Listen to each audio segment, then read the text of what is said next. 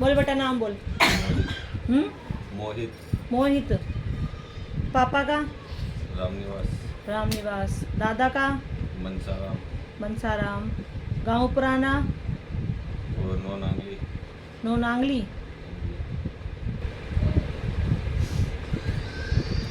भाई कुलदेवी कौन है तुम्हारी? काली। क्या करते हो तुम काली का? कुछ करते भी हो? अष्टमी निकाल। अष्टमी नवमी को छोड़ के बता दे क्या करता है। वैसे तो कुछ नहीं करते वो अष्टमी, जैसे नौते और दिवाली या होली की अष्टमी आती है उस पर बस उनकी अठ्यावली पूजा करते, पढ़ाई निकालते, जो हमें बता रखा वही करते। किसने बता रखा है बेटा? बड़े मतलब मेरी मम्मी को, जैसे मेरी मम्मी से बड़े थे उन्होंने बताया तो वैसे ही करते आ रहे हैं। किसी भगत के यहाँ इलाज चला है तेरा पहले? पूरा नहीं चलवा रखा? तो हटवा दिया। आधे अधूरे काम क्यों करता है?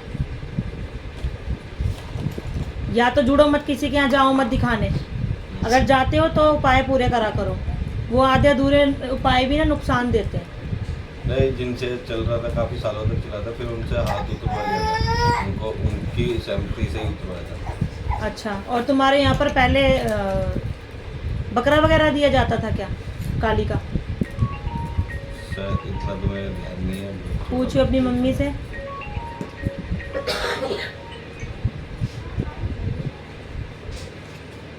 किसी के शरीर पे नील वगैरह भी पड़ते हैं? कुछ आते हुए दिखता है कभी कभी दरवाजे से? हाँ। क्या आते हुए दिखता है? वाइफ को दिखता है, वाइफ अच्छाई सी दिखती है पीछे इधर उधर जाते हुए, जैसे किचन में होते तो ऐसा लगता है कोई पीछे से निकला।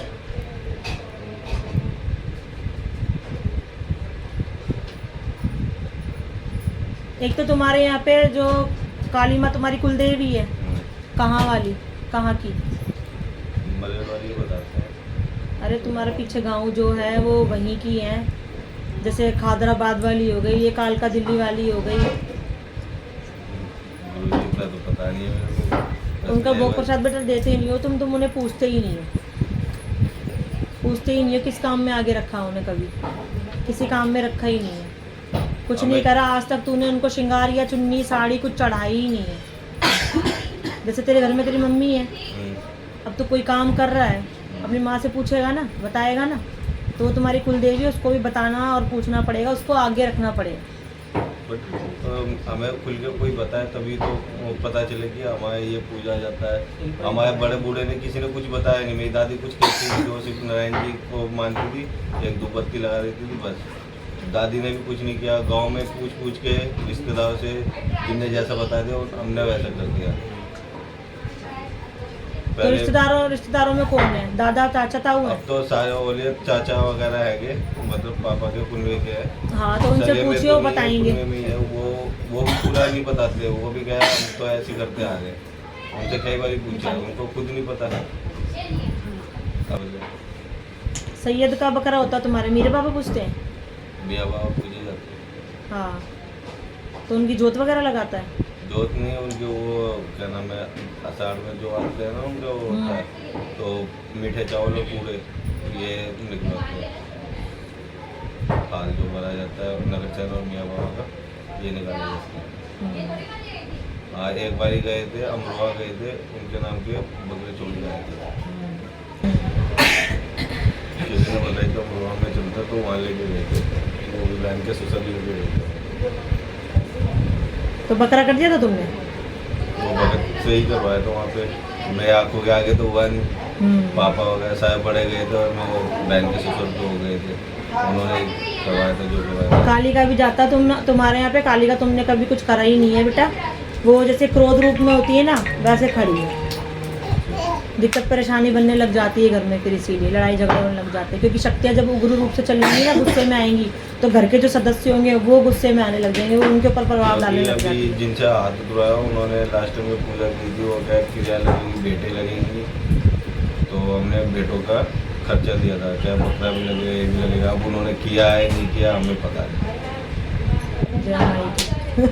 भक्तों भी सब भर जाते हैं अच्छे से। अब ऐसा करियो, शुक्ल पक्ष अभी स्टार्ट होने वाला है, ठीक है ना, अमावस के बाद, तो अष्टमी आएगी ना जब भी, अष्टमी पे अंग्यारी करनी है, अंग्यारी पे माँ के नाम का भोग देना है।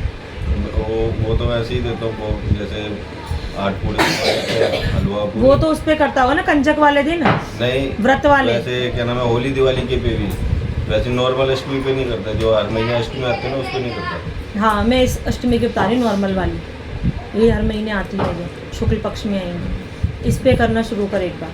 और माँ को बोल माँ ठंडी रहे, हमें कुछ नहीं पता कि आपका क्या भोग प्रसाद जाता, हमें हमारे बड़े बुड्ढों ने समझाया ही नहीं। आप चाहते हो कि हम आपका भोग प्रसाद दें तो आप हमें रास्ता दिखाओ, हमें बताओ, ठीक है। माँ खुद तेरे को सपने में दिखा देगी क्या कैसे होता है, ठीक है। फिर वैसे करना है, बताशा और लौंग की जड़ों से स्टार्ट करिए, ठीक है। और बाकी तेरा मन हो खीर बनानी है, खीर बना लियो। खीर तो तू वैसे ही बनाइए, 7 शनिवार खीर बना के माँ को ठंडी करके भोग लगाइए। माँ ठंडी रहेगी, घर में सबका गुस्से का माहौल रहता है, चिक चिक चिक चिक एक बार शुरू होती है तो कई दिन तक लगी रहती है तुम्हारी, वैसे तो ख़त्म ही नहीं होती है, और एक ही टॉपिक पकड़ के शुरू हो जाते हैं सारे। कोई भी और कोई मान के राजी नहीं है। हाँ,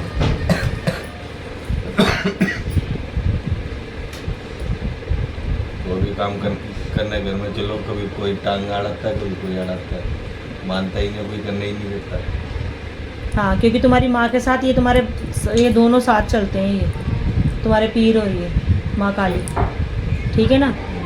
शांत हो जाएगी, अच्छे इसमें चलेगी तुम्हारे साथ, घर में बरकत शुरू हो जाएगी, सब बढ़िया हो जाएगा, ठीक है। माँ के नाम के 11 रुपये और एक पानी वाला नारियल लाल चुन्नी में लपेट के उठा के रख दियो कि माँ घर में ठंडी सीली रहे और सब कुछ ठीक कर, रास्ते दिखा।